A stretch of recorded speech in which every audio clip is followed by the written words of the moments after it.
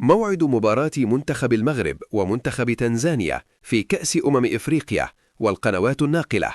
وقبل ما نبدأ بالفيديو نتمنى دعم الفيديو بلايك والاشتراك في القناة ليصلكم كل جديد وحصري منه.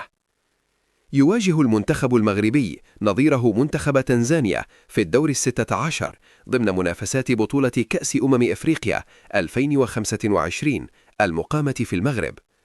وتأهل المنتخب المغربي لهذا الدور بعد أن تصدر المجموعة الأولى برصيد 7 نقاط بعد فوزه على زامبيا وجزر القمر وتعادله مع مالي، بينما تأهل منتخب تنزانيا لهذا الدور بعد احتلاله المركز الثالث في مجموعته برصيد نقطتين ضمن أفضل 4 منتخبات حصلت على المركز الثالث.